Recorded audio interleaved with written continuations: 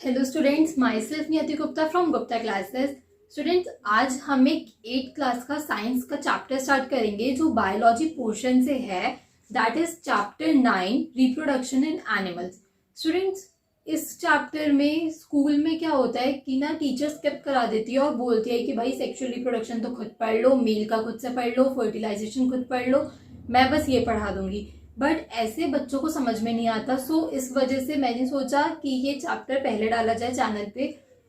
सो आज हम स्टार्ट करते हैं रिप्रोडक्शन इन एनिमल्स। जैसे कि प्लांट्स में, एनिमल्स में भी, जैसे कि प्लांट्स में 2 टाइप के रिप्रोडक्शन होते हैं, असेक्सुअल और सेक्सुअल। वैसे ही एनिमल में भी रिप्रोडक्शन 2 टाइप्स के होते हैं, असेक्सुअल रिप्रोडक्शन और सेक्सुअल रिप्रोडक्शन। दोनों में डिफरेंस क्या होता है? सेक्सुअल रिप्रोडक्शन में किसी एक ही पेरेंट का इन्वॉल्वमेंट होता है और सेक्सुअल रिप्रोडक्शन में दोनों पेरेंट्स का इन्वॉल्वमेंट होता है। लाइक मेल एंड फीमेल दोनों पेरेंट्स का इन्वॉल्वमेंट होता है। सो स्टूडेंट्स, पहले हम लोग स्टार्ट करेंगे सेक्सुअल रिप्रोडक्शन। तो मोड ऑफ रिप्रोडक्शन में क्या आ गया? सेक्सुअल रिप्रोडक्शन और असेक्सुअल रिप्रोडक्शन। उसमें से हम पहले सेक्सुअल रिप्रोडक्शन के बारे में पढ़ेंगे और उसके बाद असेक्सुअल के बारे में। So first of all, sexual reproduction. Sexual reproduction students, male and female दोनों इन्वॉल्व होते हैं। वो दोनों गैमीट्स प्रोड्यूस करते हैं। मेल और फीमेल रिप्रोडक्टिव ऑर्गन्स जो हैं वो कुछ गैमीट रिलीज करते हैं, प्रोड्यूस करते हैं, जिनसे बेबी फॉर्म होता है। कैसे होता है? These gametes fuse to form zygote. जब ये दोनों गैमीट्स मिलते हैं आपस में तो एक जाइगोट फॉर्म होता है और उसके बाद आगे फर्टिलाइजेशन बढ़ती है। सो इसकी डेफिनेशन क्या है? Reproduction beginning from the fusion of male and female gametes is called sexual reproduction. मतलब कि जो रिप्रोडक्शन मेल और फीमेल के गैमीट के फ्यूज होने से बनती है, स्टार्ट होती है, उसको हम सेक्सुअल रिप्रोडक्शन कहते हैं।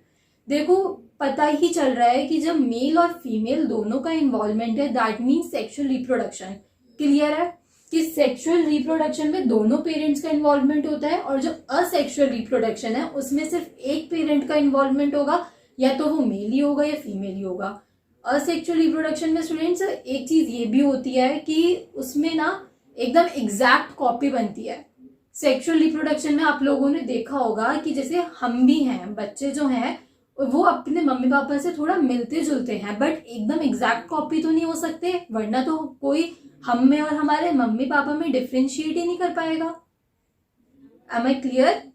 सो हम लोग उनकी एकदम एग्जैक्ट कॉपीज नहीं होते। हाँ, हमारे अंदर उनके ट्रेट आते हैं और वो कैसे आते हैं? थ्रू डीएनए आते हैं। चलो, ये बात की बात है।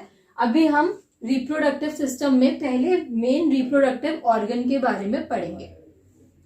Now male reproductive organ.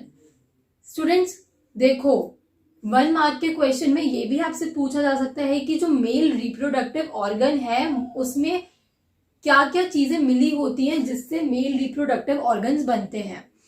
तो क्या क्या इंक्लूड होता है? A pair of testis, 2 sperm duct and a penis. ठीक है, मतलब कि 2 testis, 2 sperm duct and a penis, मतलब कि एक पेनिस। इससे मिलके एक मेल रिप्रोडक्टिव सिस्टम बनता है।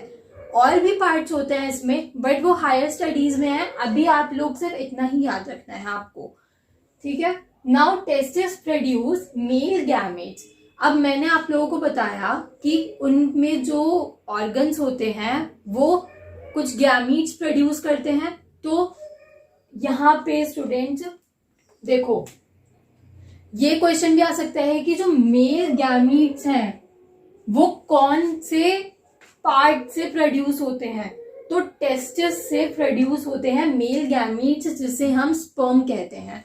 स्टूडेंट्स, जो स्पर्म होते हैं वो एक तो बहुत ही छोटे होते हैं साइज में, और वो बहुत सारे प्रोड्यूस होते हैं, लाइक मिलियंस। और एक स्पर्म और एक ओवम को फ्यूज होने से लाइक एक रिप्रोडक्शन स्टार्ट होती है। तो सोचो, उस मिलियंस में से सिर्फ एक स्पर्म यूज होता है। ठीक है, मिलियंस इन नंबर में स्पर्म प्रोड्यूस होते हैं। नाउ ये जो स्पर्म्स होते हैं वो होते तो बहुत ही छोटे हैं साइज में, बहुत ही छोटे, लाइक बहुत ही, बट उनमें कंसिस्ट होता है, मतलब उनकी बॉडी किस किस में डिफ्रेंशिएट होती है। उनके पास हेड होता है, टेल होता है और एक मिडल पीस होता है। ये स्टूडेंट्स मैंने आप लोगों के लिए एक स्पर्म का डायग्राम बनाया है। आई होप ये आप लोगों को थोड़ा बहुत क्लियर होगा। लाइक मेरी ड्राइंग इतनी अच्छी नहीं है बट स्टिल मैंने ट्राई किया है कि आप लोगों को समझ में आए। सो स्टूडेंट्स ये है स्पर्म। तो इसका जो ऊपर वाला पार्ट है वो होगा हेड होगा।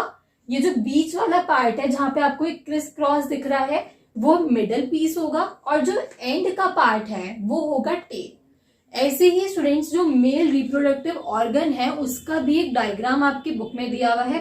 एक्चुअली मैं अब वो इतना बड़ा डायग्राम बनाने बैठ जाऊंगी तो बहुत ज्यादा टाइम भी लग जाएगा और वो इतना ज्यादा यूजफुल भी नहीं। आप एक बार बुक खोलो, उसमें सिर्फ 3 ही लेबलिंग्स हैं। एक तो टेस्टिस की लेबलिंग है, स्पर्म डक्ट की लेबलिंग है और पेनिस की लेबलिंग हुई है उसमें। ठीक है, आपको वहां से समझ में आ जाएगा, आई एम डैम श्योर। तो स्टूडेंट्स ये स्पर्म का डायग्राम है। और देखो जो डायग्राम्स हैं कभी कभी लेबलिंग करने के लिए आ जाते हैं, तो लेबलिंग भी याद रखना। जैसे कि ये ऊपर जो अपर पार्ट है वो हेड है, जो बीच का पार्ट है वो मिडिल पीस है और जो एंड का पार्ट है वो होता है टेल। ओके, सो स्टूडेंट्स आज की वीडियो में इतना ही। अब हम नेक्स्ट वीडियो में फीमेल रिप्रोडक्टिव ऑर्गन्स के बारे में बात करेंगे। आई होप आप लोगों को समझ में आया होगा। So students thank you for watching, and अगर आपको कोई भी डाउट है किसी भी टाइप का तो आप प्लीज कमेंट सेक्शन में मेरे को बोल सकते हो। मैं पूरी कोशिश करूंगी कि आपके डाउट को क्लियर करूं।